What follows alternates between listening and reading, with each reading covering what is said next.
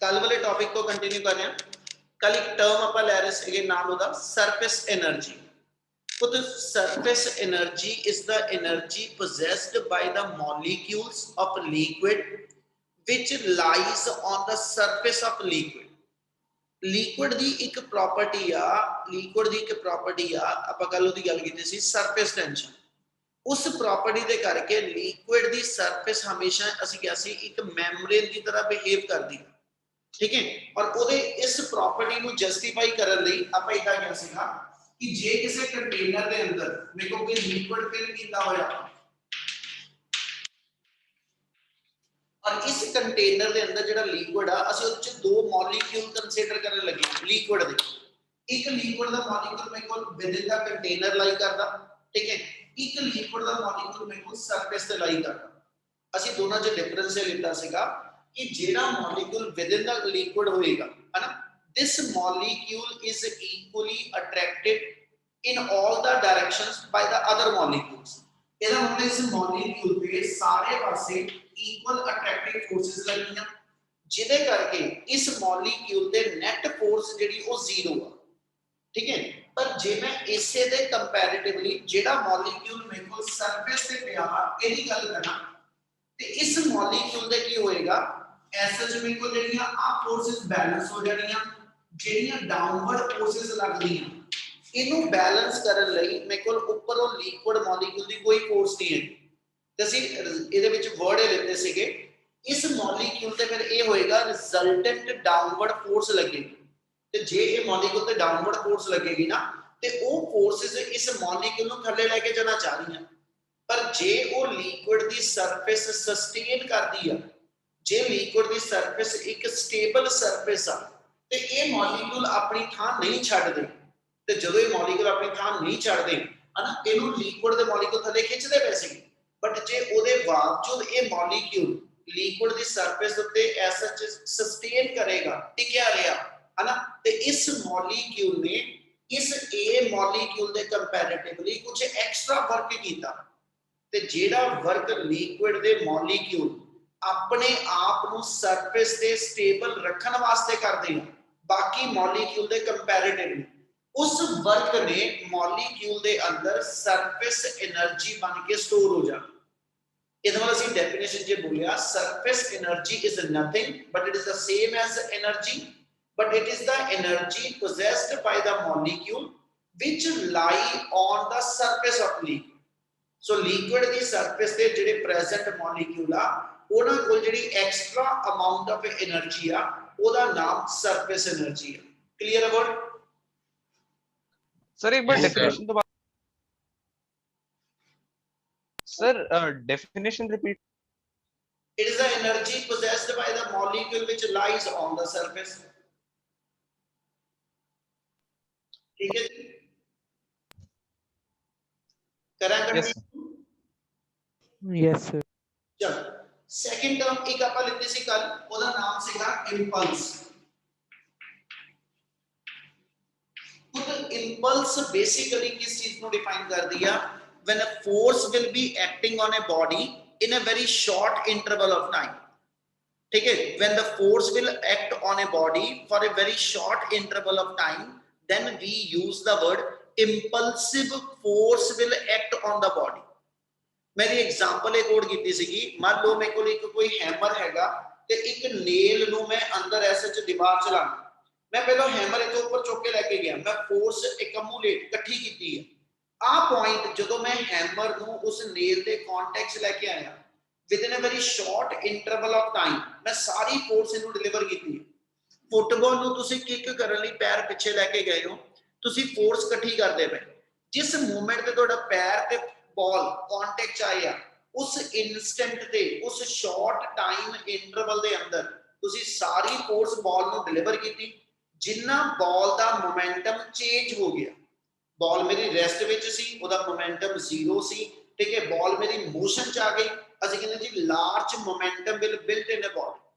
ਸੋ body ਦੇ momentum ਦੀ change ਨੂੰ ਜਦੋਂ ਸਟੱਡੀ ਕਰਦੇ ਆ for a short interval of time, ਤੇ there we use the word कि we are applying the impulse on a body. और मैथमेटिकली इंपल्स ਜਿਹੜੀ ਆ ਅਸੀਂ फोर्स इनटू टाइम ਨੂੰ ਕਹਿੰਦੇ ਹਾਂ ठीक है इंपल्स फोर्स इनटू टाइम ਨੂੰ डिफाइन ਕੀਤਾ ਜਾਂਦਾ पर दूजे पासे न्यूटन ਦੇ सेकंड लॉ ਦੇ अकॉर्डिंगली आ चीज 9th ਵਿੱਚ ਪੜ੍ਹੀ ਆ F = delta P by delta T delta T small time ਨੂੰ ਕਹਿ ਰਹੇ ਜੇ ਮੈਂ फोर्स ਨੂੰ टाइम ਨਾਲ ਮਲਟੀਪਲਾਈ ਕਰਨਾ ਤੇ ਮੇਰੀ ਟਰਮ चेंज इन मोमेंटम ਬਣਦੀ ऊपर ਅਸੀਂ ਕਿਹਾ फोर्स ਨੂੰ टाइम ਨਾਲ ਮਲਟੀਪਲਾਈ ਕਰੀਏ ਤੇ ਉਹਦਾ ਨਾਮ ਇੰਪਲਸ ਆ ਇੱਥੇ ਅਸੀਂ ਕਹਿੰਦੇ फोर्स ਨੂੰ टाइम ਨਾਲ ਮਲਟੀਪਲਾਈ ਕਰੀਏ ਤਾਂ ਉਹਦਾ ਨਾਮ चेंज इन मोमेंटम ਇਹਦਾ ਮਤਲਬ ਇਹ ਹੋਇਆ ਇੰਪਲਸ ਦੇ ਦੋ ਫਾਰਮੂਲੇ ਹੋ ਗਏ ਇੱਕ ਪਾਸੇ ਇੰਪਲਸ फोर्स * टाइम ਤੇ ਦੂਜੇ ਪਾਸੇ ਇੰਪਲਸ ਨੂੰ ਤੁਸੀਂ ਜਿਹੜਾ ਉਹ चेंज इन मोमेंटम ਗਿਣ ਸਕਦੇ क्या impulse clear Yes, sir. Yes, sir. Yes, sir. तीजा वर्ड ਅਸੀਂ यूज ਕੀਤਾ specific gravity specific gravity is nothing but it is the same as that of the relative density relative density the farm ਚ ਹੀ ਅਸੀਂ specific gravity ਨੂੰ define ਕਰ ਦਿੰਦੇ ਹਾਂ ਔਰ define ਇਹ ਕਰਦੇ ਹਾਂ ratio of density of a given body to the density of a water at 4 degree Celsius बेटा ਉਹ 4 degree Celsius नहीं भी लिखो तो गलती कोई नहीं पर वो लिखे ਦਾ ਕਾਰਨ ਇਹ ਹੈਗਾ ਵਾਟਰ ਦੀ ਡੈਂਸਿਟੀ ਅਸੀਂ ਮੈਕਸਿਮਮ ਕੰਸੀਡਰ ਕਰਦੇ ਹਾਂ ਠੀਕ ਹੈ ਜਦੋਂ ਉਹਦਾ ਟੈਂਪਰੇਚਰ 4 ਡਿਗਰੀ ਹੁੰਦਾ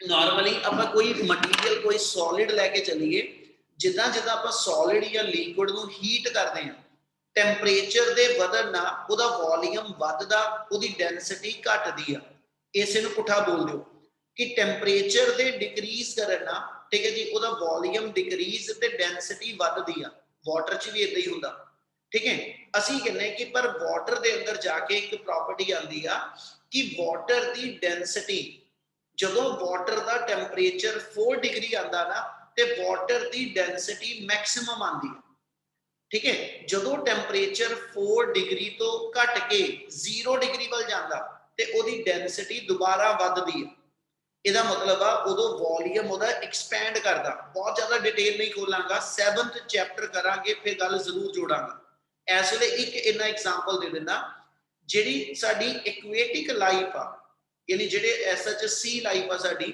ਠੀਕ ਹੈ ਉਹਦੇ ਸਾਰੇ ਵਾਸਤੇ ਵਾਟਰ ਦੀ ਇਹ ਜਿਹੜਾ ਐਨੋਮਲਸ ਬਿਹੇਵੀਅਰ ਆ ਆਮ ਲਿਕੁਇਡ ਦੇ ਅੰਦਰ ਬਾਕੀ ਕਿਸੇ ਵੀ ਲਿਕੁਇਡ ਦੇ ਅੰਦਰ ਇਹ ਹੋਏਗਾ ਟੈਂਪਰੇਚਰ ਦੇ ਡਿਕਰੀਜ਼ ਕਰਨ ਨਾਲ वॉल्यूम डिक्रीज ते डेंसिटी इंक्रीज होती जाती वाटर भी 4 डिग्री तक आते आते 10 डिग्री तो 9 9 तो 8 8 तो 7 7 तो 6 6 तो 5 5 तो 4 तक ते बिहेवियर ਉਹਦਾ ਵੀ ਇਦਾਂ ਹੀ ਆ ਕਿ ਟੈਂਪਰੇਚਰ ਡਿਕਰੀਜ਼ ਕਰਦਾ ਜਾਂਦਾ ਉਹਦੀ ਡੈਂਸਿਟੀ ਵਧੀ ਜਾ ਰਹੀ ਆ ਠੀਕ ਹੈ ਜੀ ਵੋਲਿਊਮ ਘਟੀ ਜਾ ਰਿਹਾ ਠੀਕ ਹੈ ਪਰ ਬਾਕੀ ਸਬਸਟੈਂਸ 4 ਤੋਂ ਬਾਅਦ ਵੀ ਇਹ ਪ੍ਰੋਸੈਸ ਕੰਟੀਨਿਊ पर वाटर दे अंदर उदी हाइड्रोजन बॉन्डिंग करके एक केमिस्ट्री का पार्ट होएगा इदी गल्लां नहीं जोड़ांगा ठीक है वाटर दे अंदर उदी हाइड्रोजन बॉन्डिंग करके वाटर 4 डिग्री ते अपना बिहेवियर नॉर्मल लिक्विड तो थोड़ा वखरा कर लेंदा ठीक है ਅਸੀਂ ਕਹਿੰਦੇ ਯਾਨੀ 4 डिग्री ते उदी डेंसिटी मैक्सिमम हो जाती ते जे टेंपरेचर 4 तो 3 3 तो 2 2 तो 1 1 तो 0 ਜਾਂਦਾ ਤਾਂ ਅਸੀਂ ਕਹਿੰਦੇ ਜੀ ਉਸ ਮੂਵਮੈਂਟ ਤੇ ਉਹਦਾ ਬਿਹੇਵੀਅਰ ਆਰਡੀਨਰੀ ਲਿਕੁਇਡ ਨਾਲੋਂ ਡਿਫਰੈਂਟ ਠੀਕ ਹੈ ਇਸ ਲਈ ਅਸੀਂ ਕਹਿੰਦੇ ਕਿ ਜਦੋਂ 4 ਡਿਗਰੀ ਤੋਂ ਟੈਂਪਰੇਚਰ ਉਹਦਾ ਥੱਲੇ ਜਾਂਦਾ ਨਾ ਤੇ ਉਹਦਾ ਵੋਲੀਅਮ ਦੁਬਾਰਾ ਵਧਣਾ ਸ਼ੁਰੂ ਹੁੰਦਾ ਠੀਕ ਹੈ ਤੇ ਟੈਂਪਰੇਚਰ ਉਹਦੀ ਡੈਂਸਿਟੀ ਘਟਣੀ ਸ਼ੁਰੂ ਹੋ ਜਾਂਦੀ ਇਸੇ ਲਾਈਨ ਕਰਕੇ ਅਸੀਂ ਇਹ ਕਹਿ ਸਕਦੇ ਆਈਸ ਜਿਹੜੀ ਹੋਏਗੀ ਜਿਹੜੀ 0 ਡਿਗਰੀ ਤੇ ਬਣਦੀ ਹੈ ਆਈਸ ਵਿਲ ਫਲੋਟ ਔਨ ਕਹਿੰਦਾ ਜੀ ਲਿਕੁਇਡ ਵਾਟਰ ठीक है जद कि आइस एक तरह सॉलिड आ ते सॉलिड डुब जांदा ठीक है सॉलिड लिक्विड च डुब जांदा आइस नहीं डुबदी ते मतलब आइस दी डेंसिटी उस मूवमेंट ते जेडी कि 0 डिग्री ते आ ओदे अंदर जेड़ा वाटर 4 डिग्री ते आ ओदे नालों आइस दी डेंसिटी घट हुंदी और ये एक ओदी इदां दी प्रॉपर्टी है वाटर दी जिदे करके जेडी आपां कहने जदों लेक्स फ्रीज हुंदियां ठीक है even then aquatic life under the कहना जी आइस वो सर्वाइव करती क्योंकि ऊपर सरफेस ते टेंपरेचर 0 डिग्री आ जाता आइस बननी शुरू हो जाती पर अंदरले पासे टेंपरेचर जेड़ा वो 4 डिग्री ते मेनटेन्ड होंदा इसलिए तुहाडे कोल एसएच ਅਸੀਂ ਕਹਿੰਦੇ ਕਿ ਵੀ ਅਸੀਂ ਜਦੋਂ ਰਿਲੇਟਿਵ ਡੈਂਸਿਟੀ ਡਿਫਾਈਨ ਕਰਦੇ ਹਾਂ ਸਪੈਸਿਫਿਕ ਗ੍ਰੈਵਿਟੀ ਉਹਦੇ ਵਿੱਚ ਅਸੀਂ ਵਾਟਰ ਦੀ ਡੈਂਸਿਟੀ 4 ਡਿਗਰੀ ਤੇ ਦੱਸਦੇ ਜਿਹੜੀ ਕਿ ਆਪਣੇ ਆਪ ਚ ਮੈਕਸਿਮਮ ਹੁੰਦੀ ਹੈ। ਪ੍ਰਥਮ ਗੱਲ ਸਮਝ ਆਈ? Yes, sir. Excuse me, sir. ਹਾਂਜੀ सर देखा जाए तो ग्रेविटी और डेंसिटी एक दूसरे में सर काफी अलग टॉपिक्स है, लेकिन sir how can we say that specific gravity is same as relative density? Specific gravity same as relative density नहीं पुੱਤ मैं इस ਵੇਲੇ ਆਪਾਂ ਜਿੱਥੇ ਲੈ ਕੇ ਟਰਮ ਨੂੰ ਚੱਲਦੇ ਪਏ ਨਾ ਆਪਾਂ ਸਿਰਫ ਚੱਲਦੇ ਪਏ ਡਾਈਮੈਂਸ਼ਨਲੀ। ਡਾਈਮੈਂਸ਼ਨਲੀ ਅਸੀਂ ਜਦੋਂ ਇਹਦੇ ਬੇਸਿਕ ਫਾਰਮੂਲੇ ਨੂੰ ਲੈਂਦੇ ਤਾਂ ਉਹ ਚ ਅਸੀਂ ਲਿੰਕ ਕਰਦੇ ਹਾਂ। ਅਦਰਵਾਈਜ਼ ਜੇ ਇਹਨੂੰ ਆਪਾਂ ਪ੍ਰੋਪਰ ਐਕਸਪਲੇਨ ਕਰਨਾ ਹੋਵੇ ਤੇ ਮੈਨੂੰ ਬਹੁਤ ਸਾਰੀਆਂ ਚੀਜ਼ਾਂ ਆਰਕੀਮੀਡਿਸ ਪ੍ਰਿੰਸੀਪਲ ਦੇ ਨਾਲ ਰਿਲੇਟ ਕਰਕੇ ਬਣਾਉਣੀਆਂ ਪੈਣਗੀਆਂ। ਮੈਂ ਤੁਹਾਨੂੰ ਸ਼ੁਰੂ ਚ ਕਿਹਾ ਕਿ ਵੀ ਆਪਾਂ ਟਰਮਸ ਨੂੰ ਸਿਰਫ ਓਵਰਵਿਊ ਕਰਕੇ ਉਹਦੀ ਇੱਕ ਬਰੀਫ ਐਕਸਪਲੇਨੇਸ਼ਨ ਦੇ ਕੇ ਚੱਲਦੇ ਪਏ।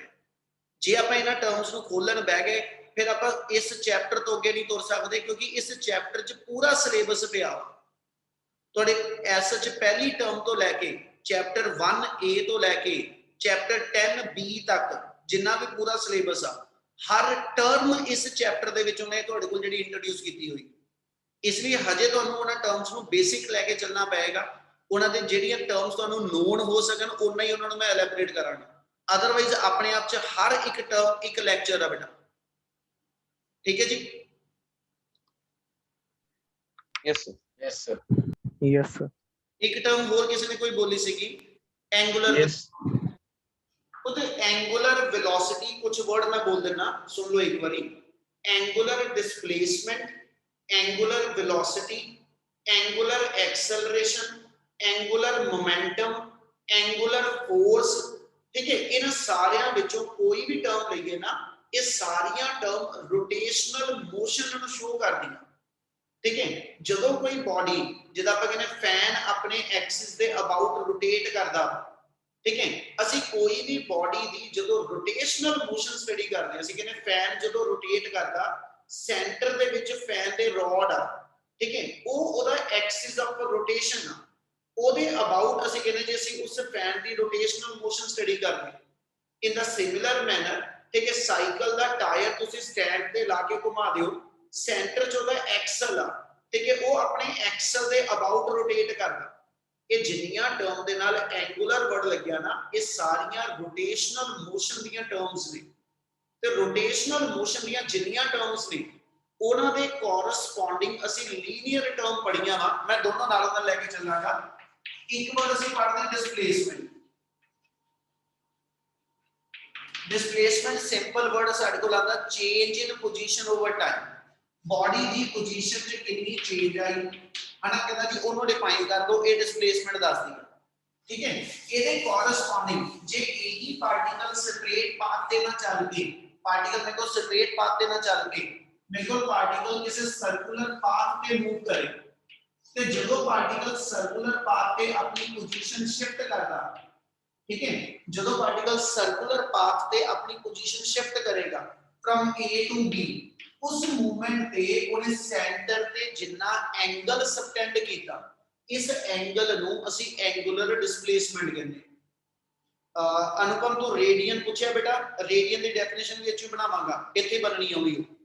ਐਂਗੂਲਰ ਡਿਸਪਲੇਸਮੈਂਟ ਜਿਹੜੀ ਆ ਉਹ ਅਸੀਂ ਥੀਟਾ ਚ ਮੇਜਰ ਕਰਦੇ ਆ। ਠੀਕ ਹੈ ਪਰ ਐਂਗਲ ਦਾ ਐਸਆਈ ਯੂਨਿਟ ਜਿਹੜਾ ਉਹ ਰੇਡੀਅਨ ਆ ਬੇਟਾ। ਜਿਹੜੀ ਐਂਗੂਲਰ ਡਿਸਪਲੇਸਮੈਂਟ ਆ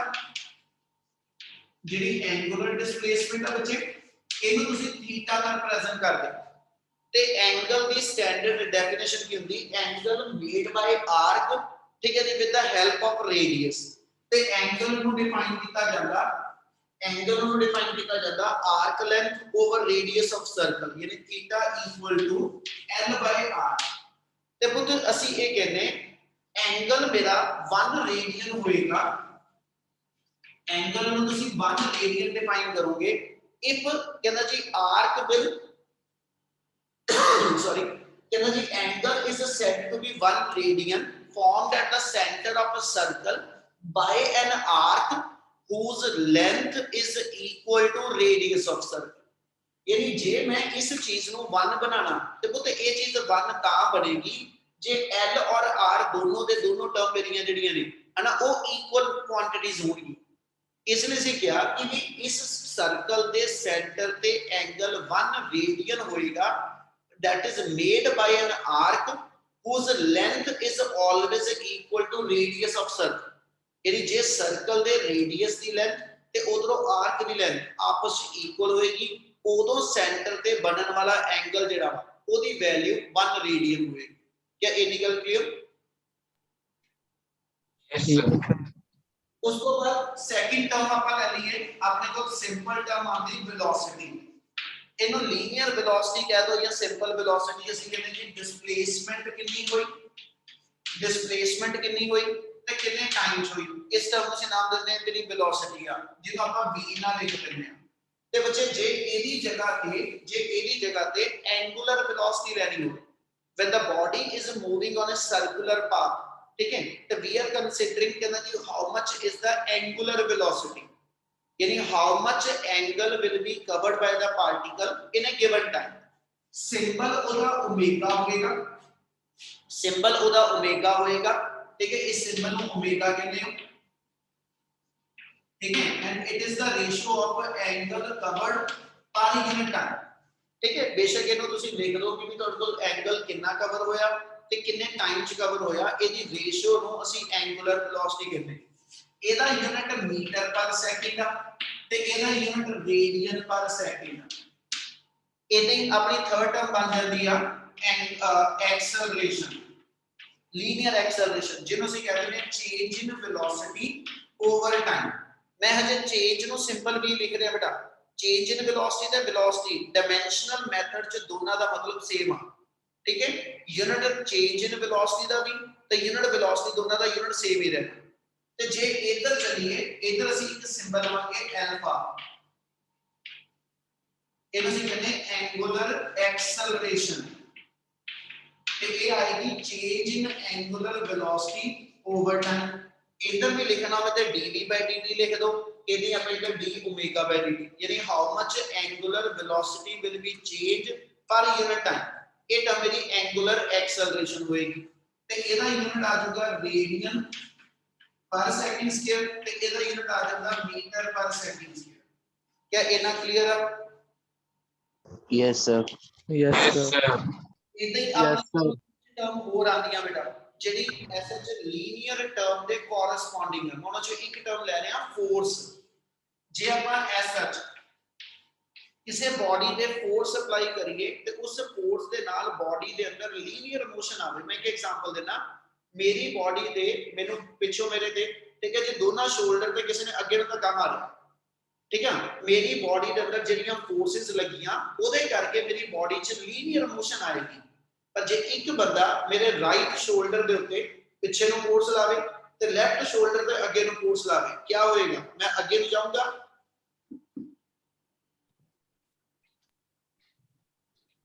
सर को रिपीट करियो जे मेरे दोनों शोल्डर दे उत्ते फोर्सेस जेड़ियां ने एक ने शोल्डर ते फोर्स बैक लाई एक ने दूसरे शोल्डर ते फोर्स फॉरवर्ड लाई की होएगा मेरे ते रोटेशन कि जब फोर्स बॉडी ते अप्लाई करिए कपल ऑफ फोर्स कली फोर्स नहीं ठीक है जब कपल ऑफ फोर्स बॉडी ते अप्लाई करिए यानी पेयर ऑफ फोर्स बॉडी ते अप्लाई करा और ओदे अंडर ਤੁਹਾਡੀ बॉडी रोटेट करे ਤੇ ਉਦੋਂ ਅਸੀਂ फोर्स ਦੇ ਕੋਰਸਪੋਂਡਿੰਗ ਜਿਹੜਾ ਵਰਡ ਯੂਜ਼ ਕਰਦੇ ਆ ਉਹਨੂੰ ਨਾਮ ਦਿੰਦੇ ਟਾਰਕ ਨਾਮ ਦੇਣਾ ਹੋਵੇ ਤਾਂ ਉਹਨੂੰ ਐਂਗੂਲਰ ਫੋਰਸ ਕਹਿ ਦਾਂਗਾ ਪਰ ਐਂਗੂਲਰ ਫੋਰਸ ਬੁੱਕ 'ਚ ਲਿਖਿਆ ਨਹੀਂ ਮਿਲਣਾ ਉਹਦੀ ਜਗ੍ਹਾ ਤੇ ਜਿਹੜਾ ਵਰਡ ਯੂਜ਼ ਹੁੰਦਾ ਉਹ ਟਾਰਕ ਆ ਜਾਏਗਾ ਇਹਦਾ ਮਤਲਬ ਆ ਜਦੋਂ ਬਾਡੀ ਤੇ ਲੀਨੀਅਰ ਮੋਸ਼ਨ ਲੈ ਕੇ ਆਣੀ ਹੈ ਤਾਂ ਅਸੀਂ ਬਾਡੀ ਤੇ ਫੋਰਸ ਲਗਾਉਂਦੇ ਪਰ ਜੇ ਮੈਂ ਬਾਡੀ ਦੇ ਅੰਦਰ ਰੋਟੇਸ਼ਨ ਮੋਸ਼ਨ ਲੈ ਕੇ ਆਣੀ ਹੈ ਤਾਂ ਅਸੀਂ ਕਹਿੰਦੇ ਸੀ ਬਾਡੀ ਤੇ ਟਾਰਕ ਅਪਲਾਈ ਕੀਤਾ ਤੇ ਜੇ ਮੈਂ ਬਾਡੀ ਤੇ ਟਾਰਕ ਲਗਾਵਾਂ ਤੇ ਟਾਰਕ ਦਾ ਫਾਰਮੂਲਾ ਹੁੰਦਾ ਫੋਰਸ ਇਨਟੂ ਪਰਪੈਂਡੀਕੂਲਰ ਡਿਸਟੈਂਸ ठीक है फोर्स इनटू परपेंडिकुलर डिस्टेंस जिदा फैन आ ठीक है फैन दे सेंटर च रॉड आ ठीक है आ ओदा ब्लेड आ तुसी ब्लेड दे इस पॉइंट ते फोर्स लगाई ते फैन अपने आ सेंटर दे अबाउट जेड़ा वा ਇਹਦੇ सेंटर दे कोने ने घूम जाए ठीक है जिथे मैं फोर्स लाई आ जिथे मैं फैन ते फोर्स लाई आ ਇਹਦੇ एज ਤੇ ਇਹਦੇ एज ਤੋਂ ਜਿਹਦੇ अबाउट ਇਹਨੇ फैन ने घूमना एक्सिस ऑफ रोटेशन इथों आ परपेंडिकुलर डिस्टेंस कितना ठीक है ये डिस्टेंस भी मैंने चाहिए होएगा इथे फोर्स कितनी लगाई वो भी चाहिए ਤੇ ਫਿਰ ਫੋਰਸ ਤੇ ਪਰਪੈਂਡੀਕੂਲਰ ਡਿਸਟੈਂਸ ਦੀ ਪ੍ਰੋਡਕਟ ਜਿਹੜੀ ਆ ਉਹ ਟਾਰਕ ਬਣ ਜਾਂਦੀ ਬੇਟਾ ਇਦਾਂ ਹੀ ਇੱਕ ਟਰਮ ਮੇਰੇ ਕੋਲ ਬਣਦੀ ਲੀਨੀਅਰ ਮੋਮੈਂਟ ਠੀਕ ਹੈ ਜੇ ਬਾਡੀ ਤੇ ਫੋਰਸ ਲਗਾਵਾਂ ਤੇ ਅਸੀਂ ਕਹਿੰਦੇ ਜੀ ਬਾਡੀ ਦੇ ਅੰਦਰ ਮੋਮੈਂਟਮ ਮਿਲਦਾ ਹੋਏਗਾ ਮੋਮੈਂਟਮ ਕਿਹਾ ਜਾਂਦਾ ਮਾਸ ਇਨਟੂ ਵੈਲੋਸਿਟੀ ਠੀਕ ਹੈ ਮੋਮੈਂਟਮ ਦੇ ਕੋਰਸਪੋਂਡਿੰਗ ਜੇ ਮੇਰੀ ਬਾਡੀ ਰੋਟੇਟ ਕਰਦੀ ਪਈ ਆ ਤੇ ਮੋਮੈਂਟਮ ਦੇ ਕੋਰਸਪੋਂਡਿੰਗ ਜਿਹੜਾ ਵਰਡ ਯੂਜ਼ ਹੁੰਦਾ ਉਹਦਾ ਨਾਮ ਆ ਜਾਏਗਾ ਐਂਗੂਲਰ ਮੋਮੈਂਟਮ ਤੇ ਉਹਨੂੰ ਅਸੀਂ ਡਿਫਾਈਨ ਕਰ ਦਿੰਦੇ ਹਾਂ ਐਂਗੂਲਰ ਮੋਮੈਂਟਮ ਨੂੰ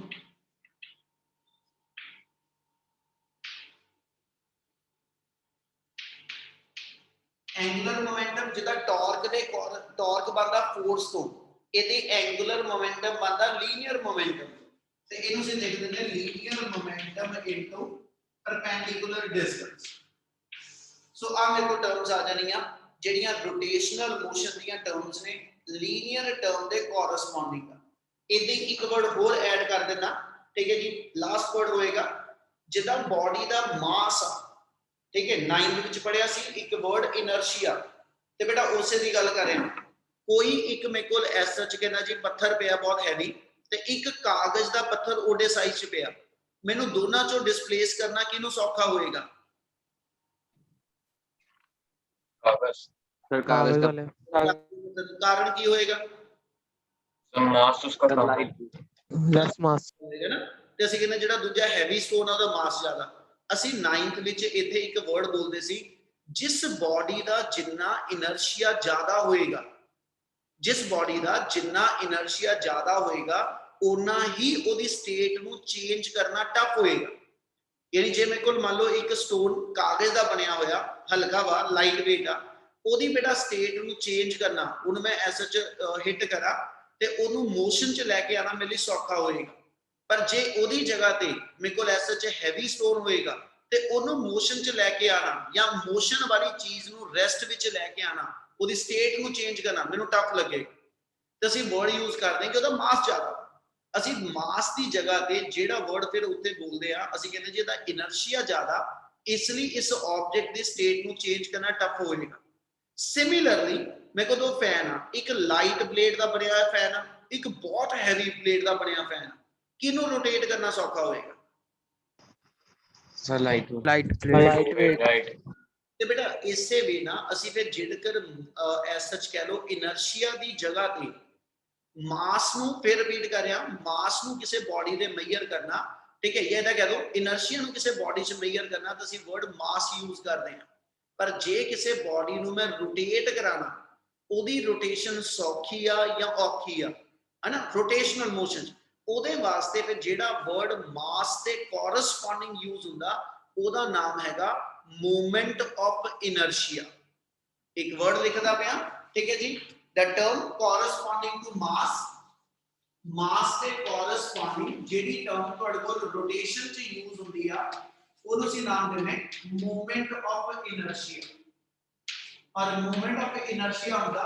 mass into perpendicular distance ਦਾ whole square ਬਾਕੀ ਸਾਰਿਆਂ ਦੇ ਵਿੱਚ ਮੇਰੇ ਕੋਲ perpendicular distance ਦੀ ਸਿੰਗਲ ਪਾਵਰ ਆ ਇਹਦੇ ਫਾਰਮੂਲੇ ਦੇ ਵਿੱਚ perpendicular distance ਦਾ ਸਕੁਅਰ ਆ ਟਾਈਮਲੀ ਇਹਨੂੰ ਯਾਦ ਰੱਖੋਗੇ ਹਜੇ ਠੀਕ ਹੈ ਜਦੋਂ ਆਪਾਂ 5th ਯੂਨਿਟ ਚ ਰੋਟੇਸ਼ਨਲ ਮੋਸ਼ਨ ਚ ਜਾਵਾਂਗੇ ਤੇ ਇਹਦਾ ਫਾਰਮੂਲਾ ਇਹ ਡਰਾਈਵ ਕਰਾਂਗੇ ਕਿ ਸਕੁਅਰ ਆਫ ਡਿਸਟੈਂਸ ਕਿਉਂ ਆਇਆ डिस्टेंस करना क्यों है क्या टर्म क्लियर है जी सर परपेंडिकुलर डिस्टेंस कैसे कैलकुलेट करते हैं बिल्कुल डिस्टेंस ਜਦੋਂ ਵੀ ਆਣਾ ਉਹ ਐਕਸਿਸ ਆਫ ਰੋਟੇਸ਼ਨ ਤੋਂ ਪਰਪੈਂਡੀਕੂਲਰ ਡਿਸਟੈਂਸ ਹੁੰਦਾ ਬੇਟਾ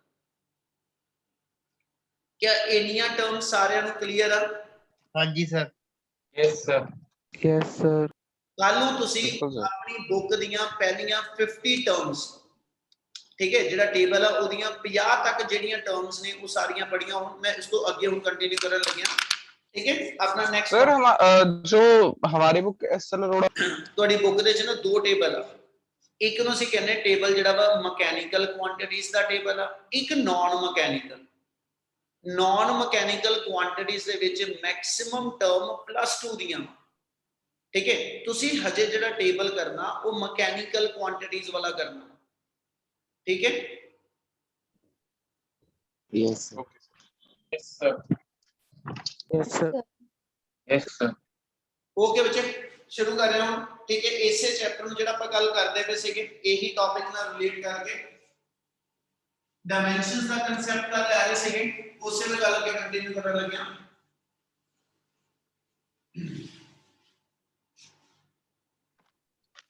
छवि तो अलावा कोई और नवा बच्चा हैगा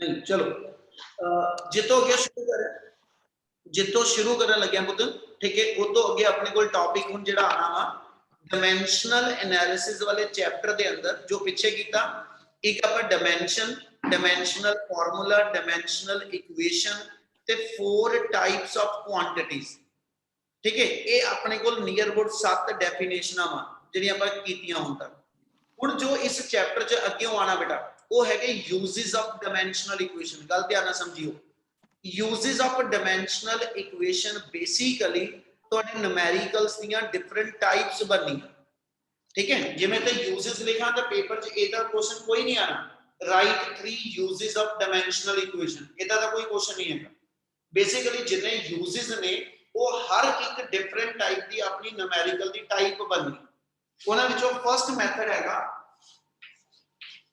जे टॉपिक नु नाम दवा दे पे लिख रहे uses of dimensional equations dimensional equations ਦੇ uses ਕੀ ਨੇ ਬੇਟਾ ਉਹ ਚ ਫਸਟ ਆਪਾਂ यूज ਉਹਦਾ ਲੈ ਰਹੇ ਹਾਂ to check correctness of formula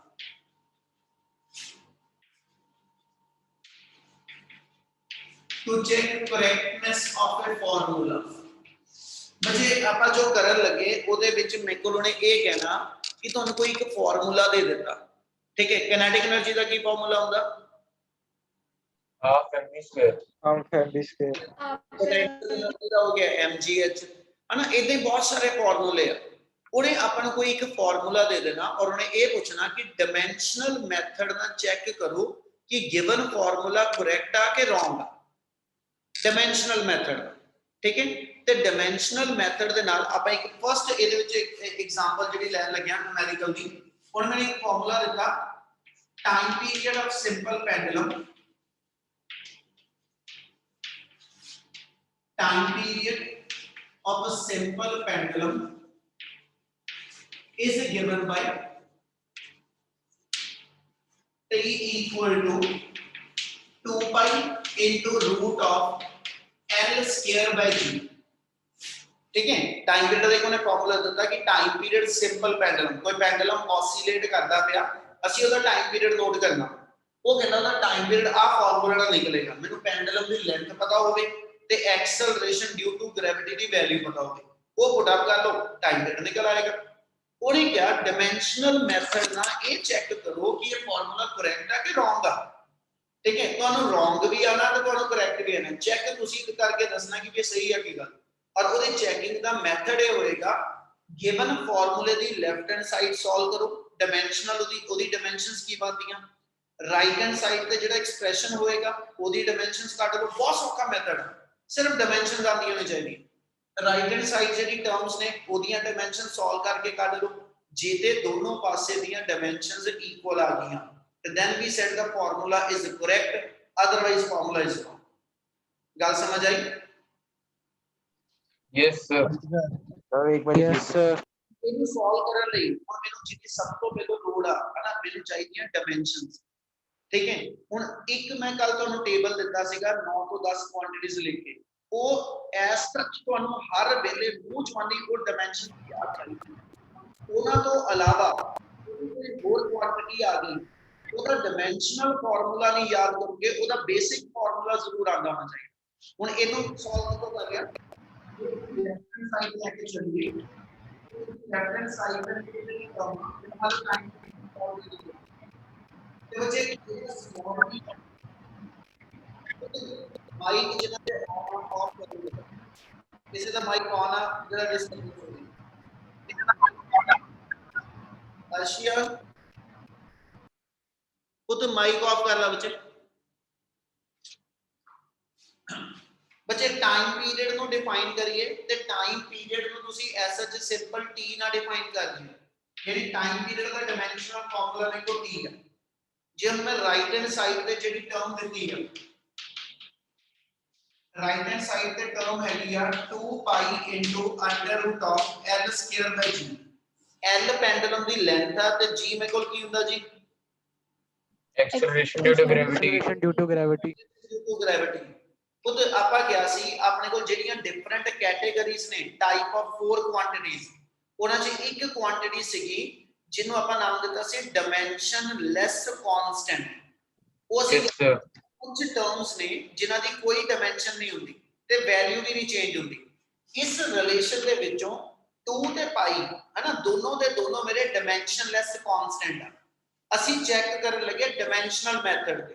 dimensional method ਦਾ ਮਤਲਬ ਆ ਤੁਸੀਂ ਉਹ ਕੁਆਂਟੀਟੀਜ਼ ਕੰਸੀਡਰ ਕਰਨੀਆਂ ਜਿਨ੍ਹਾਂ ਦੀ ਡਾਈਮੈਂਸ਼ਨ ਹੋਏ। ਯਾਨੀ ਜੇ ਮੈਂ ਰਾਈਟ ਹੈਂਡ ਸਾਈਡ ਵਾਲੀ ਟਰਮ ਨੂੰ ਲਵਾਂ ਤੇ ਇਹ 'ਚ 2 ਤੇ ਪਾਈ ਡਾਈਮੈਂਸ਼ਨਲੈਸ ਕਨਸਟੈਂਟ ਆ ਤੇ ਰੂਟ ਦੇ ਅੰਦਰ l ਆ ਗਿਆ ਲੈਂਥ, ਤੇ ਲੈਂਥ ਦੀ ਡਾਈਮੈਂਸ਼ਨ ਆਪਾਂ ਲਿਖਣੀ ml t ਦੀ ਫਾਰਮ 'ਚ, ਤੇ ਲੈਂਥ ਇਹਨਾਂ ਵਿੱਚੋਂ l ਦੀ ਫਾਰਮ 'ਚ ਲਿਖ ਹੋ ਜਾਏਗੀ, l ਦੀ ਥਾਂ ਤੇ l ਸਕੁਅਰ। ਨੀਚੇ ਟਰਮ ਹੈ ਐਕਸਲਰੇਸ਼ਨ, ਐਕਸਲਰੇਸ਼ਨ ਹੋਵੇ ਜਾਂ ਐਕਸਲਰੇਸ਼ਨ ਡਿਊ ਟੂ ਗ੍ਰੈਵਿਟੀ। ਡਾਈਮੈਂਸ਼ਨਲੀ ਅਸੀਂ ਕਿਹਾ ਸੀ ਦੋਨੋਂ ਟਰਮ ਸੇਮ ਹੁੰਦੀਆਂ। ਇਹਦੀ ਕੀ ਡਾਈਮੈਂਸ਼ਨ ਸੀਗੀ ਐਕਸਲਰੇਸ਼ਨ ਦੀ? T minus 2. ਦੁਬਾਰਾ ਬੋਲੋ। m0 L- minus 2. ਬਿਲਕੁਲ, ਇਹਦਾ ਡਾਈਮੈਂਸ਼ਨਲ ਫਾਰਮੂਲਾ ਸੀਗਾ LT-2। क्या ਇਹ 'ਚ ਕਿਸੇ ਨੂੰ ਡਾਊਟ ਹੈ ਕਿ ਕਲੀਅਰ ਹੈ ਇਹ ਗੱਲ? Clear, sir. Clear, sir. sir. Okay, ਹੁਣ ਇਹਨੂੰ ਸੋਲਵ ਕਰੋ। ਇਹਨੂੰ ਜੇ ਮੈਂ ਸੋਲਵ ਕਰਾਂ ਤੇ ਆਪਣੇ ਕੋਲ l ਪਾਵਰ ਨੀਚੇ 1 ਉੱਪਰ ਜਾ ਕੇ -1, ਇਹ ਮਤਲਬ ਆਪਣੇ ਕੋਲ ਰਿਜ਼ਲਟ ਰਹਿ ਗਿਆ l ਪਾਵਰ 1 t ਪਾਵਰ -2 ਉੱਪਰ ਜਾ ਕੇ t ਦਾ ਸਕੁਅਰ ਆ ਜੂ। ਜੇ ਇਹਨੂੰ ਮੈਂ ਸੋਲਵ ਕਰਾਂ ਤੇ ਮੇਰੇ ਕੋਲ ਇਹਦੀ ਡਾਈਮੈਂਸ਼ਨ t ਦੇ ਸਕੁਅਰ ਨਾਲ ਦਾ ਰੂਟ ਕੈਨਸਲ ਹੋ ਜਾਣਾ। ਆਪਣੇ ਕੋਲ ਰਾਈਟ ਹੈਂਡ ਸਾਈਡ ਆਈ ਆ t ਅੰਡਰ ਰੂਟ l। ਇਹਦਾ ਮਤਲਬ ਰਾਈਟ ਹੈਂਡ ਸਾਈਡ ਦੀ ਡਾਈਮੈਂਸ਼ਨ ਨਿਕਲ ਕੇ ਆਈ t ਰੂਟ l, ਜਦਕਿ ਲੈਫਟ ਹੈਂਡ ਸਾਈਡ ਦੀ ਡਾਈਮੈਂਸ਼ਨ ਸੀਗੀ t। क्या ये डायमेंशनली इक्वल है? No, sir. True, No, sir. sir.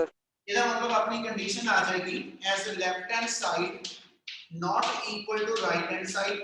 क्या अपन लास्ट दे देंगे फिर देयरफॉर रिलेशन या formula is not correct dimensional, यानी डायमेंशनल मेथड दे अकॉर्डिंगली ये फार्मूला रॉन्ग होएगा।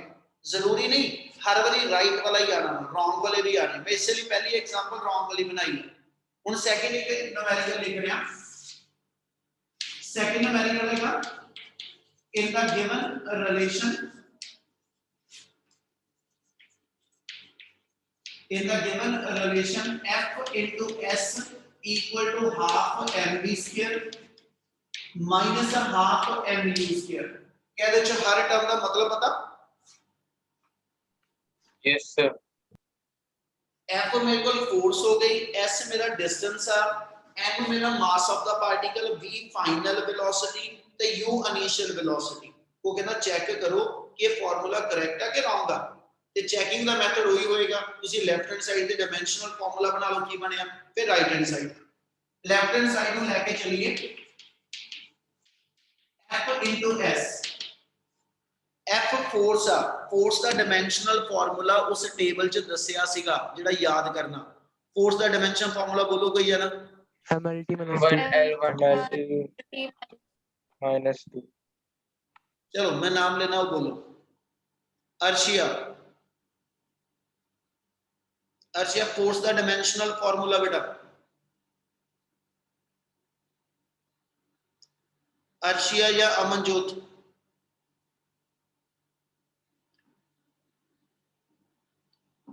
दोनों शांत हो गए। कोई पुत्र याद कीते फार्मूले कि नहीं? हाँ जी सर।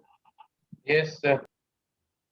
बच्चे Yes, sir. काम सारे जने करो ਕੀਤੇ ਹੋਏ ਜਿਹੜੇ ਮੈਂ ਐਸਐਚ ਤੁਹਾਨੂੰ ਟੇਬਲ ਬਣਾ ਕੇ ਦਿੱਤਾ ਵਾ, ਠੀਕ ਹੈ, ਉਹਦੇ ਐਸਐਚ 9 ਕੇ 10 ਫਾਰਮੂਲੇ ਆ ਸਿਰਫ ਦਿੱਤੇ ਨੇ। ਉਹ ਤੋਂ ਉਹ ਯਾਦ ਕਰ ਲਓ, ਠੀਕ ਹੈ, ਉਹਨੇ ਹੀ ਤੁਹਾਨੂੰ ਮੂੰਹ ਆਂਦੇ ਹੋਣੇ ਚਾਹੀਦੇ ਬਸ। ਉਸ ਤੋਂ ਇਲਾਵਾ ਜਿਹੜੀ ਕੁਆਂਟੀਟੀ ਆਂਦੀ ਜਾਏਗੀ ਉਹਦਾ ਫਾਰਮੂਲਾ ਉਸੇ ਵੇਲੇ ਬਣ ਜਾਂਦਾ। ਔਰ ਇਹ ਦਿਮਾਗ 'ਚ ਰੱਖੋ, ਇਸ ਚੈਪਟਰ ਦੇ ਅੰਦਰ ਜੇ ਤੁਸੀਂ ਐਸਐਚ ਨਿਊਮੈਰੀਕਲ ਅਟੈਂਪਟ ਕਰਨਾ ਵਾ ਤੇ ਸਭ ਤੋਂ ਪਹਿਲਾਂ ਤੁਹਾਨੂੰ ਬਿਲਕੁਲ ਕਰੈਕਟ ਡਾਈਮੈਂਸ਼ਨਲ ਫਾਰਮੂਲਾ ਆਣਾ ਚਾਹੀਦਾ, ਉਸ ਤੋਂ ਬਿਨਾ ਨੂਮੈਰੀਕਲ ਗਲਤ ਆ, ਜੋ ਮਰਜ਼ੀ ਕਰੀ ਚੱਲੀ। ਠੀਕ ਹੈ, ਇਸ ਲਈ ਮੈਨੂੰ ਕੱਲ ਨੂੰ ਉਹ 10 ਦੇ 10 ਫਾਰਮੂਲੇ ਜਿਹੜੇ ਨੇ 10 ਕੁਆਂਟੀਟੀਜ਼ ਦੇ ਉਹ ਯਾਦ ਚਾਹੀਦੇ ਬੇਟਾ। ਇੱਥੇ ਜੇ ਹੁਣ ਮੈਂ ਫੋਰਸ ਦਾ ਡਾਈਮੈਂਸ਼ਨਲ ਫਾਰਮੂਲਾ ਲਵਾਂ, ਜਦ ਕੀ ਸੀਗਾ formula? Sir, M1 L1 T2 power -2. ਬਿਲਕੁਲ, ਆਪਾਂ ਫੋਰਸ ਨੂੰ ਲਿਖੀਏ ਤੇ M1 L1 T-2 और S में कोई डिस्टेंस आ बेटे, ते डिस्टेंस S जिना तीनों ਵਿੱਚੋਂ ਕਿਹਦੀ ਫਾਰਮ ਚ ਆ ਜਾਏਗਾ? L L1 ਇਸ ਸਾਈਡ ਨੂੰ ਸੋਲਵ ਕਰੀਏ ਤੇ ਆਪਣੀ ਇਸ ਸਾਈਡ ਤੇ ਡਾਈਮੈਂਸ਼ਨਲ ਫਾਰਮੂਲਾ ਬਣ ਗਿਆ, ਬੇਸ ਸੇਮ ਆ ਵਿੱਚ ਸਾਈਨ ਮਲਟੀਪਲਾਈ ਆ ਤੇ ਪਾਵਰਾਂ ਐਡ ਹੋ ਜਾਣਗੀਆਂ ਪੁੱਤ।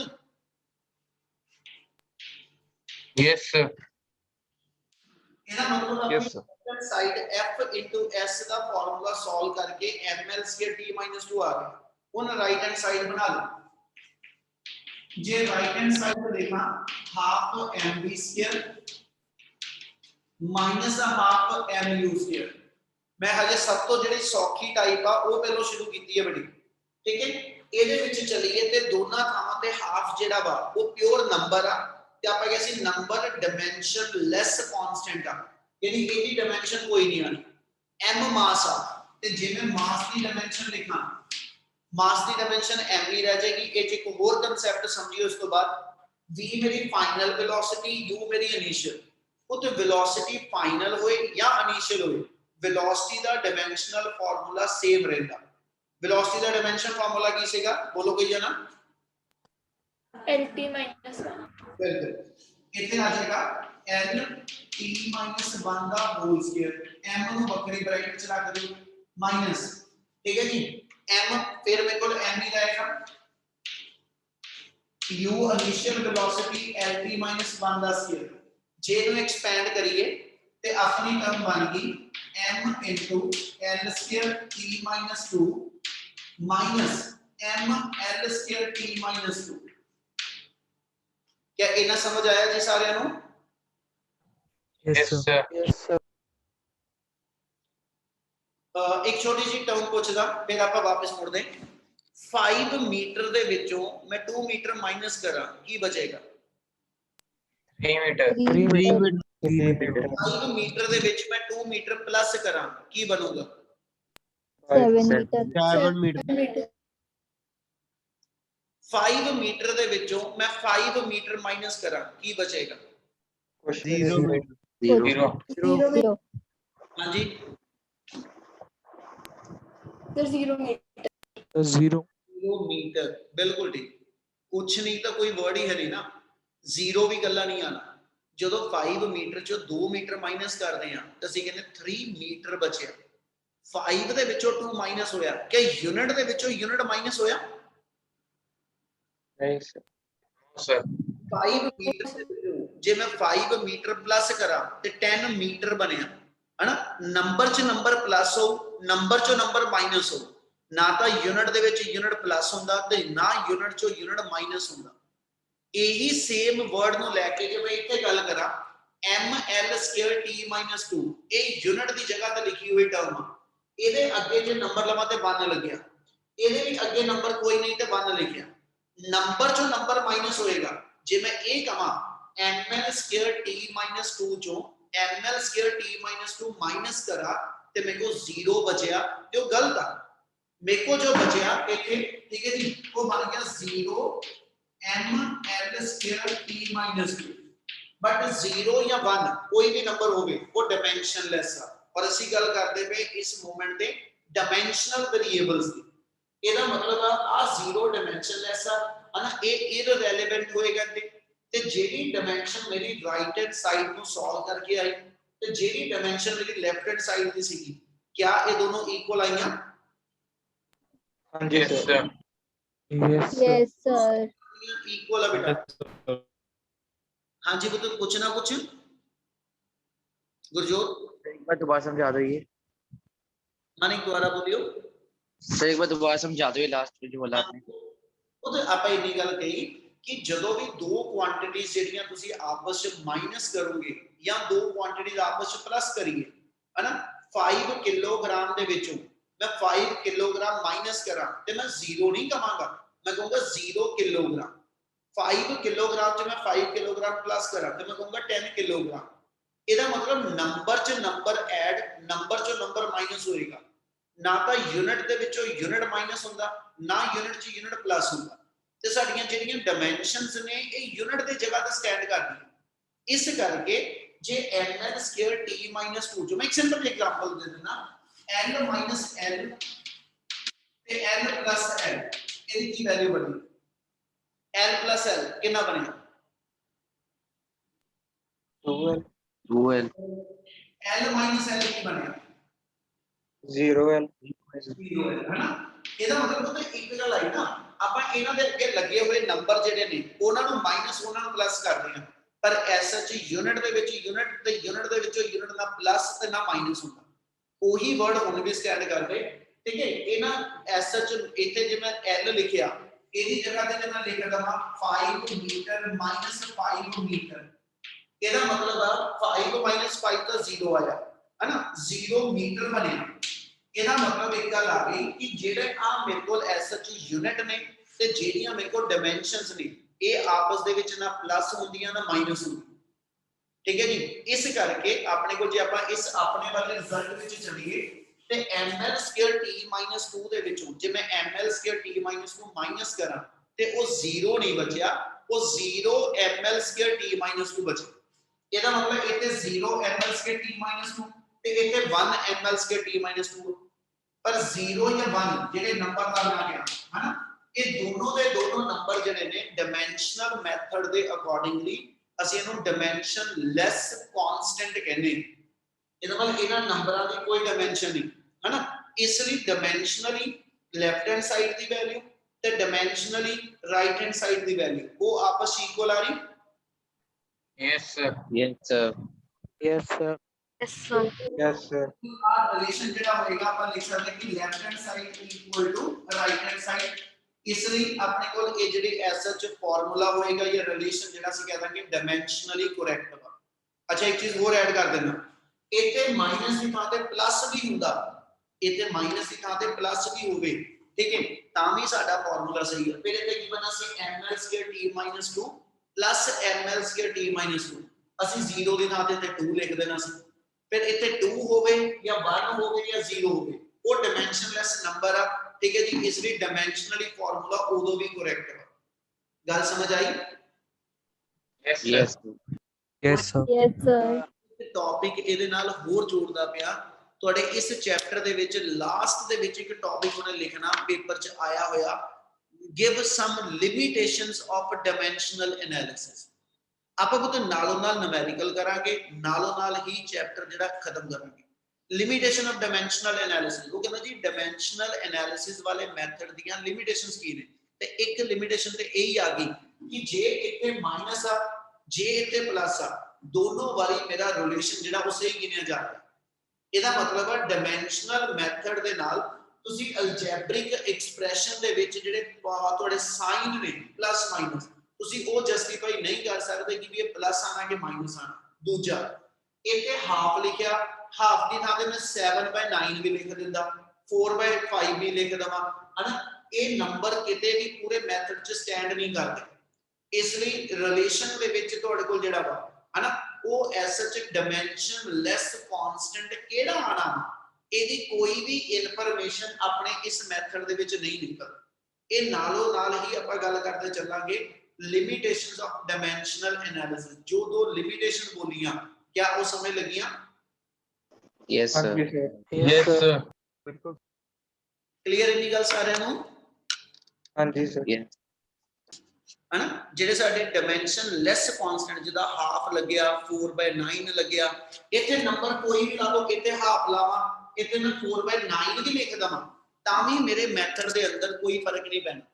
क्यों? क्योंकि ਅਸੀਂ ਪਹਿਲੇ ਸਟੈਪ ਦੇ ਅੰਦਰ ਇੱਕ ਲਾਈਨ ਬੋਲ ਜਾਂਦੇ ਕਿ ਜਿਹੜੇ ਡਾਈਮੈਂਸ਼ਨ ਲੈਸ ਕਨਸਟੈਂਟ ਨੇ ਉਹਨੂੰ ਅਸੀਂ ਇਗਨੋਰ ਕਰਦੇ ਹਾਂ। ਇਸ ਲਈ ਇੱਥੇ ਹਾਫ ਆ ਜਾਏ ਜਾਂ ਇੱਥੇ 3/7 ਲਿਖਿਆ ਹੁੰਦਾ, ਸਾਡੇ ਲਈ ਐਸਐਚ ਫਾਰਮੂਲਾ ਡਾਈਮੈਂਸ਼ਨਲੀ ਕਰੈਕਟ ਹੀ ਆਣਾ ਸੀ, ਕਿਉਂਕਿ ਪੂਰੇ ਰਿਲੇਸ਼ਨ ਦੇ ਅੰਦਰ ਕਿਤੇ ਵੀ ਆਪਣੇ ਡਾਈਮੈਂਸ਼ਨ ਲੈਸ ਕਨਸਟੈਂਟ ਕੰਸੀਡਰ ਨਹੀਂ ਹੋ ਰਹੇ।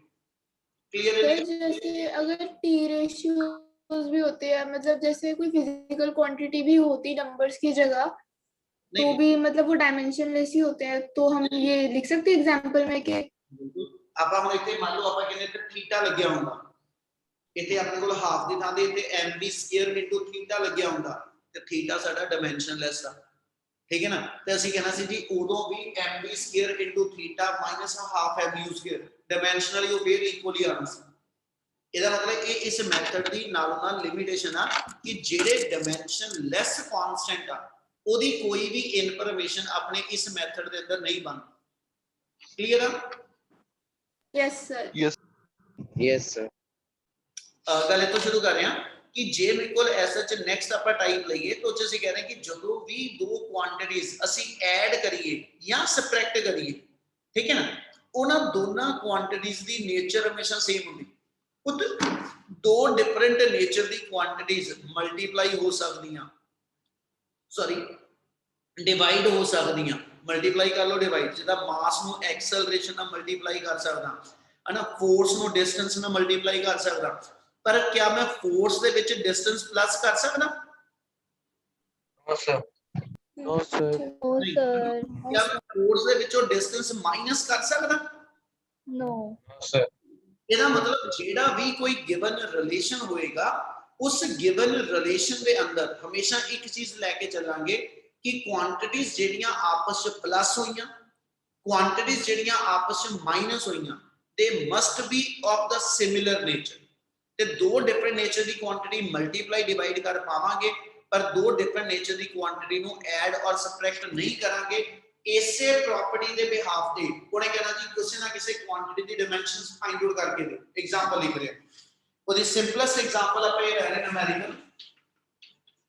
ਆਪਾਂ ਉਹਨੇ ਇੱਕ ਨੂਮੈਰੀਕਲ ਦਿੱਤਾ, ਕਹਿੰਦਾ ਜੀ f equal to ab plus bt square plus c root d। मान लो कि ਆਪਾਂ ਲਿਖਦੇ ਨੇ c root x, ਕੁਝ ਲਿਖ ਦਿਓ। ਉਹ ਕਹਿੰਦਾ ਜੀ ਇਸ ਰਿਲੇਸ਼ਨ ਦੇ ਵਿੱਚ f ਫੋਰਸ ਆ, t ਮੇਰਾ ਟਾਈਮ ਆ, x ਮੇਰਾ ਡਿਸਟੈਂਸ ਆ। ਇਹਦੇ ਅਕੋਰਡਿੰਗਲੀ ਤੁਸੀਂ a b ਤੇ c ਹੈ ਨਾ, ਇਹ ਮੇਰੇ ਅਨਨੋਨ ਵੇਰੀਏਬਲ। ਉਹ ਕਹਿੰਦਾ ਜੀ a b c the dimensions find out ਕਰੋ। find dimensions of a b and c in the given relation। ਇਸ ਰਿਲੇਸ਼ਨ ਚ ਜਦੋਂ ਤੁਸੀਂ a b c the dimension find out ਕਰਨੀ, ਇੱਕ ਪ੍ਰੋਪਰਟੀ ਯੂਜ਼ ਕਰਾਂਗਾ ਕਿ ਜੇ ਆ ਮੇਰੇ ਕੋਲ ਫੋਰਸ ਆ, ਫੋਰਸ ਮੇਰੇ ਕੋਲ ਜਦੋਂ ਕਿਸੇ ਰਿਜ਼ਲਟ ਤੋਂ ਬਣ ਕੇ ਆਈ, ਮਤਲਬ ਆਹ ਵਾਲੀ ਟਰਮ ਨੂੰ, ਆਹ ਵਾਲੀ ਟਰਮ ਨੂੰ, ਆਹ ਵਾਲੀ ਟਰਮ ਨੂੰ, ਆਹ ਵਾਲੀ ਟਰਮ ਨੂੰ ਜਦੋਂ ਮੈਂ ਪਲੱਸ ਕਰਾਂ ਤੇ ਇਹਨਾਂ ਨੂੰ ਪਲੱਸ ਕਰਕੇ ਰਿਜ਼ਲਟ ਫੋਰਸ ਬਣਿਆ। ਉਹ ਕਹਿੰਦਾ ਜੀ ਫਿਰ ਇੱਕ ਪ੍ਰੋਪਰਟੀ ਹੈਗੀ ਆ, ਇਹਦੇ ਵਿੱਚੋਂ a ਮੇਰੇ ਕੋਲ ਪਤਾ ਨਹੀਂ ਕੀ ਹੋਏਗਾ, ਪਰ a into t ਇਹ ਜਿਹੜੀ ਪੂਰੀ ਟਰਮ ਹੋਏਗੀ, bt ਸਕੁਅਰ ਜਿਹੜੀ ਪੂਰੀ ਟਰਮ ਹੋਏਗੀ, c root x ਜਿਹੜੀ ਪੂਰੀ ਟਰਮ ਹੋਏਗੀ, ਹਰ ਟਰਮ ਆਪਣੇ ਆਪ ਦੇ ਵਿੱਚ ਫੋਰਸ ਨੂੰ ਕੋਰਸਪੋਂਡ ਕਰੂਗੀ। Yes, sir. ਮੈਂ ਲਾਈਨ ਫੇਰ ਰਿਪੀਟ ਕਰ ਰਿਹਾ, ਜਿਹਨੂੰ ਔਖੀ ਲੱਗਦੀ ਹੋਵੇ ਗੱਲ ਨੂੰ ਸਮਝਿਓ।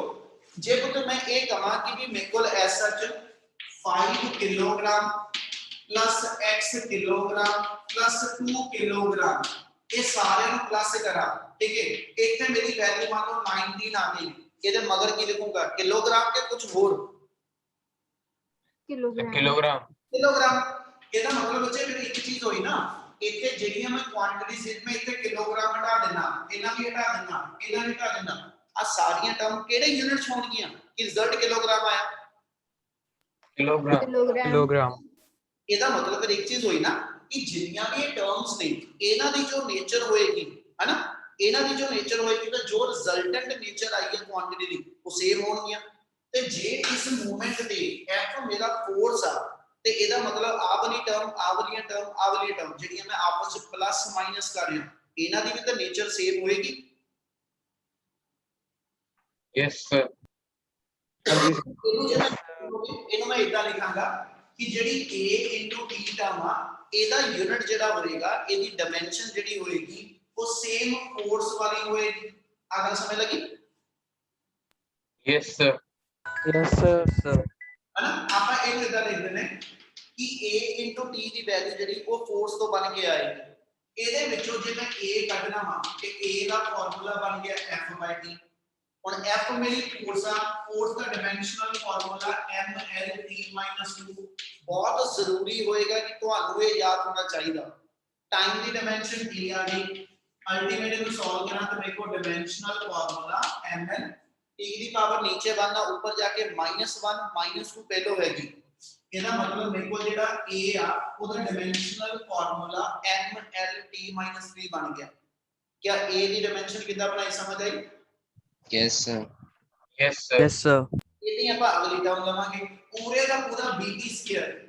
ਇਹ ਮੇਰਾ f ਵਾ, ਇਹਦਾ ਮਤਲਬ ਇਹ ਤੋਂ ਮੈਂ b ਕੱਢਣਾ ਤੇ ਉਹਦਾ ਫਾਰਮੂਲਾ f/t² ਯਾਨੀ mlt-2 ਓਵਰ t² ਤੇ ਇਹਦਾ ਫਾਰਮੂਲਾ ਬਣ ਗਿਆ mlt-4। ਸਿਮਿਲਰਲੀ ਤੁਸੀਂ ਥਰਡ ਟਰਮ ਲੈ ਲਓ c√x, ਇਹ ਸਾਰੀ ਟਰਮ ਦੀ ਫੋਰਸ ਆ। ਇਥੋਂ ਮੈਂ ਜੇ c ਕੱਢਣਾ ਤੇ ਉਹਦਾ ਫਾਰਮੂਲਾ f/√x ਆ ਗਿਆ है ना। x ਅਸੀਂ डिस्टेंस ਨੂੰ ਕਿਹਾ ਵਾ, फोर्स ਦੀ ਡਾਈਮੈਂਸ਼ਨ mlt-2, डिस्टेंस ਦੀ ਡਾਈਮੈਂਸ਼ਨ l ਵਾ, डिस्टेंस l ਨਾਲ ਰਿਪਰੈਜ਼ੈਂਟ ਕਰਦੇ ਨਾਲ ਪਾਵਰ 1/2 ਆ। ਇਹਨੂੰ l ਪਾਵਰ 1/2 ਲਿਖ ਸਕਦੇ ਜੀ। Yes, sir. ਤੇ ਜੇ Yes, sir. ਉੱਪਰ ਪਾਵਰ 1 ਵਾ, 1 ਦੇ ਵਿੱਚੋਂ 1/2 ਮਾਈਨਸ ਕਰ ਦੇਣਾ, ਯਾਨੀ 1 ਚੋਂ ਹਾਫ ਮਾਈਨਸ ਕਰ ਲਿਆ ਤੇ ਮੇਰੇ ਕੋਲ ਰਹਿ ਗਿਆ m * l ਪਾਵਰ 1/2 t-2। ਆ ਮੇਰੇ ਕੋਲ c ਦੀ ਡਾਈਮੈਂਸ਼ਨ ਆ ਜੂ। क्या समझ आई? Yes, Yes, yes, sir. sir. Yes, sir. Clear है बच्चे? Yes, Yes. sir. सर एक बारी फिर से समझा दीजिए सर, ये टी क्यों नहीं हुआ ए? हाँ माने की करी बेटा? सर जैसे अगर हम मतलब दो क्वांटिटीज को ऐड या सब्ट्रैक्ट करेंगे तो वो एक मतलब सेम क्वांटिटी आनी चाहिए सर, तो फिर ए बी सी टाइम में तो हो सकते थे सर, क्योंकि वो जैसे टाइम और डिस्टेंस के साथ मल्टीप्लाई हो रखे हैं। आवाज टूट रही है माने की कह रही दोबारा बोल। सर सर मैं कह रही हूँ कि ए बी टाइम भी हो सकते थे और सी डिस्टेंस भी हो सकता था, क्योंकि वो तो उनके साथ मल्टीप्लाई हो रखे हैं ना रिस्पेक्टिव क्वांटिटीज के साथ। ਉਹ ਤਾਂ ਸਾਨੂੰ ਟਰਮ ਦੱਸੀ ਹੋਊਗੀ ਨਾ ਕਿ a ਨਾਲ ਜਿਹੜੀ ਟਰਮ ਮਲਟੀਪਲਾਈ ਉਹ ਕਿਹੜੀ ਆ। ਆਪਾਂ ਸਟੈਂਡਰਡ ਟਰਮ ਲੈ ਲਈਆਂ, ਜੇ ਉਹ t ਨੂੰ ਡਿਸਟੈਂਸ ਕਹਿ ਦੋ ਅਸੀਂ ਡਿਸਟੈਂਸ ਮੰਨ ਲਾਂਗੇ, ਠੀਕ ਹੈ ਨਾ। ਜਿਹੜੀਆਂ ਸਟੈਂਡਰਡ ਟਰਮਸ ਨੇ ਜੇ ਉਹ ਨਹੀਂ ਡਿਫਾਈਨ ਤੇ ਇਹਦਾ ਮਤਲਬ ਉਹਨਾਂ ਦਾ ਸਟੈਂਡਰਡ ਮੀਨਿੰਗ ਆ। ਇਹਦਾ ਮਤਲਬ ਜੇ a * t = f ਵਾ, ਉਹਦੇ ਚ t ਆਪਣੇ ਕੋਲ ਸਟੈਂਡਰਡ ਜਿਹੜਾ ਟਾਈਮ ਗਿਣਿਆ ਜਾਏਗਾ, f ਫੋਰਸ ਗਿਣੀ ਜਾਏਗੀ, ਠੀਕ ਹੈ। सर अगर ऐसे हो f = a + t a + t okay, जे तो मैं फिर- f = a + t ਉਹ ਤਾਂ ਇਹ बनना ही नहीं बचे। कारण ਇਹ ਹੋਏਗਾ ਇਧਰ ਅਸੀਂ ਕਹਿੰਦੇ ਫੋਰਸ ਆ ਹਨਾ, ਇੱਥੇ ਮੈਂ ਕਹਿ ਰਿਹਾ ਟਾਈਮ ਦੇ ਵਿੱਚ ਮੈਂ ਕੁਝ ਪਲੱਸ ਕਰਨਾ ਵਾ ਤੇ ਫੋਰਸ ਆ ਜੇ। ਹਾਊ ਇਜ਼ ਇਟ ਪੋਸੀਬਲ ਕਿ ਦੋ ਡਿਫਰੈਂਟ ਨੇਚਰ ਦੀ ਕੁਆਂਟੀਟੀ ਨੂੰ ਮੈਂ ਪਲੱਸ ਕਰਾਂ ਤੇ ਮੇਰੇ ਕੋਲ ਜਿਹੜੀ ਕੋਈ ਇੱਕ ਨਵੀਂ ਕੁਆਂਟੀਟੀ ਬਣ ਜੂ? ਇਹ ਪੋਸੀਬਲ ਹੀ ਨਹੀਂ ਬਚੇ। Okay sir okay. ਆਪਣੇ ਕੋਲ ਜਦੋਂ ਵੀ ਦੋ ਡਿਫਰੈਂਟ ਨੇਚਰ ਦੀ ਕੁਆਂਟੀਟੀ ਮਲਟੀਪਲਾਈ ਹੋ ਸਕਦੀਆਂ, ਠੀਕ ਹੈ ਨਾ। ਜੇ ਇੱਥੇ ਮੈਨੂੰ ਲਿਖ ਦਿੱਤਾ ਜਾਵੇ ਇਦਾਂ ਹੁੰਦਾ ਬੇਟਾ, ਇੱਥੇ ਫੋਰਸ ਦੀ ਥਾਂ ਤੇ x ਕੁਝ ਲਿਖਿਆ ਹੋਵੇ, x ਡਿਸਟੈਂਸ ਨਹੀਂ ਹੈਗਾ, ਉਹ ਕਹਿੰਦਾ x ਦੀ ਵੀ ਡਾਈਮੈਂਸ਼ਨ ਦੱਸੋ ਕੀ ਹੋਊਗੀ ਤੇ a ਦੀ ਵੀ ਦੱਸੋ। ਤੇ ਮੈਂ ਇਹ ਕਹਿਣਾ ਸੀਗਾ ਕਿ t ਜਿਹੜਾ ਟਾਈਮ ਆ, ਟਾਈਮ ਦੇ ਵਿੱਚ ਜੇ ਕੁਝ ਪਲੱਸ ਹੋਇਆ ਵਾ ਤੇ ਉਹ ਟਾਈਮ ਆ। ਇਹਦਾ ਮਤਲਬ ਜਿਹੜੀ a ਦੀ ਡਾਈਮੈਂਸ਼ਨ ਆ ਉਹ ਟਾਈਮ ਵਾਲੀ ਆਣੀ ਸੀ। ਤੇ ਫਿਰ ਮੁੜ ਕੇ ਆਪਾਂ ਕਹਿਣਾ ਸੀ ਜੇ ਆ ਵੀ ਟਾਈਮ ਆ ਵੀ ਟਾਈਮ ਆ ਤੇ ਟਾਈਮ 'ਚ ਟਾਈਮ ਪਲੱਸ ਕਰਾਂ, ਰਿਜ਼ਲਟ ਵੀ ਫਿਰ ਆਪਾਂ ਕਹਿਣਾ ਸੀ ਟਾਈਮ ਬਣਨਾ। ਇਸ ਕਰਕੇ x ਦੀ ਡਾਈਮੈਂਸ਼ਨ ਵੀ ਜਿਹੜੀ ਉਹ ਟਾਈਮ ਵਾਲੀ ਆਏਗੀ। ਦੋ ਡਿਫਰੈਂਟ ਨੇਚਰ ਦੀ ਕੁਆਂਟੀਟੀ ਜਿਹੜੀਆਂ ਨੇ ਉਹ ਇੱਕ ਨਵੀਂ ਨੇਚਰ ਦੀ ਕੁਆਂਟੀਟੀ ਨਹੀਂ ਬਣਾ ਸਕਦੀਆਂ ਐਡ ਜਾਂ ਸਬਟ੍ਰੈਕਟ ਕਰਕੇ। ਕਲੀਅਰ ਆ? Yes sir. ਚਲੋ ਓਕੇ।